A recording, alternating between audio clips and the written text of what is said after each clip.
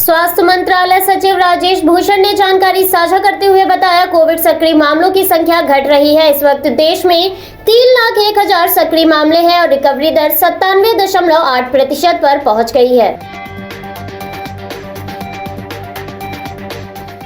Delhi traffic police के special commissioner Mukesh चंद्र ने traffic नियमों को लेकर नई जानकारी साझा करते हुए बताया, ऐसे 100 लोगों की लिस्ट तैयार की जा रही है जो गाड़ी खतरनाक तरह से चलाते हैं। उनके घरों में चिट्ठी द्वारा सूचना दी जाएगी और उनको रोड सेफ्टी की क्लास लेनी होगी। ऐसा न करने पर उनका लाइसेंस रद्द कर दिया जाएगा। एलओसी पर रामपुर सेक्टर में उरी के नजदीक भारतीय सेना ने 3 आतंकियों को मार गिराया। मारे गए आतंकियों के पास से 5 AK-47, 8 पिस्तौल और 70 हैंड ग्रेनेड बरामद हुए हैं। हरियाणा के सोनीपत जिले के गन्नौर में एक स्कूल की छत गिरने से कई छात्र और अध्यापक घायल हो गए, जिन्हें घायल अवस्था में अस्पताल में भर्ती किया गया। हालांकि किसी को भी ज्यादा गंभीर चोट नहीं आई है।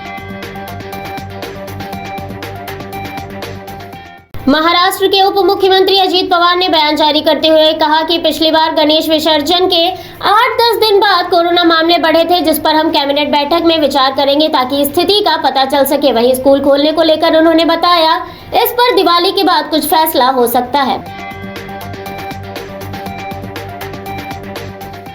पंजाब के नए मुख्यमंत्री चरणजीत सिंह चन्नी ने कपूरथला में एक कार्यक्रम में डांसर्स के साथ भांगड़ा किया। उत्तर प्रदेश के मुख्यमंत्री योगी आदित्यनाथ और केंद्रीय मंत्री धर्मेंद्र प्रधान ने गोरखपुर में महंत दिग्विजय नाथ की प्रतिमा का अनावरण किया। केंद्रीय मंत्री पीयूष गोयल ने बताया, आजादी के अमृत महोत्सव के अवसर पर यह हफ्ता वाणिज्य सप्ताह के रूप में मनाया जा रहा है। देश में अलग अलग कार्यक्रम किए जा रहे हैं, जिसके तहत उद्योग और वाणिज्य क्षेत्र के कई सारे कार्यक्रमों की जानकारी जनता तक पहुंचेगी। आरजेडी नेता तेजस्वी यादव ने बिहार में हर घर नल का जल योजना में कथित घोटाले पर हमला बोलते हुए कहा कि घोटाले की सूचना मुख्यमंत्री को दी गई थी, लेकिन उसके बाद भी इस पर कोई जांच नहीं हुई। हम सीएम को चुनौती देंगे कि 50 पंचायत का नाम बता दें जहां योजना सही से काम कर रही हो। हर जगह भ्रष्टाचार है। कर्नाटक के बेंगलुरु में न्यू थारागुपेट में पटाखों के एक गोदाम में भीषण आग लग गई, जिसमें 2 लोगों की मौके पर मौत हो गई तो वहीं 3 लोग गंभीर रूप से घायल हुए हैं। यूपी मुख्यमंत्री योगी आदित्यनाथ ने गोरखपुर में जनसभा को संबोधित करते हुए कहा कि हर भारतीय को भारत और भारतीय संस्कृति को बचाने के लिए तैयार होना होगा। आज जब देश एक नया भारत बनने की ओर अग्रसर है तो स्वाभाविक रूप से हर नागरिक को भी अपना आत्म अवलोकन करना होगा।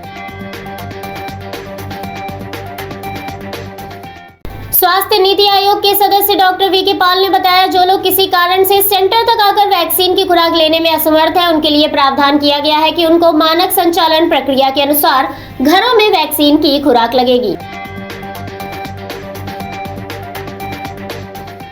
केंद्र ने कोरोना संक्रमण के कारण जान गंवाने वालों के परिजनों को 50,000 मुआवजा देने के फैसले को सुप्रीम कोर्ट ने सराहा। सुप्रीम कोर्ट ने कहा, हमें खुशी है कि कई परिवारों के आंसू पोंछने के लिए कोई कदम उठाया गया है।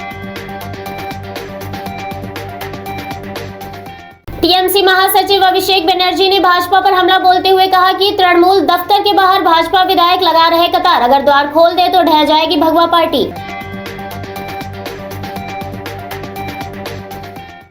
आईसीसी T20 वर्ल्ड कप 2021 के शुरू होने में अब कुछ ही वक्त बाकी है। इससे पहले आईसीसी ने वर्ल्ड कप का आधिकारिक एंथम लीव द गेम जारी कर दिया है, जिसमें 3D इफेक्ट के साथ खिलाड़ियों की जुगलबंदी देखने को मिल रही है।